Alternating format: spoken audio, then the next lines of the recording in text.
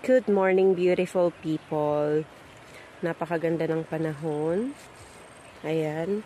Guys, comment down below if you know this vine. Ayan. Ang tawag dito sa amin ito ay kurumbot. Ayan. Kurumbot ang tawag nito sa amin. Naghahanap ako ng hinog. Actually, masarap ang hinog nito. Ayan. Sino po ang nakakakilala nito? Ayan. Hindi ko alam ang tawag nito sa Tagalog. Pero dito sa amin, sa Bicol, ang tawag nito ay kurumbot. Ayan. Vine siya. Ito yung flower ng kurumbot. Tingnan natin kung hinog na to.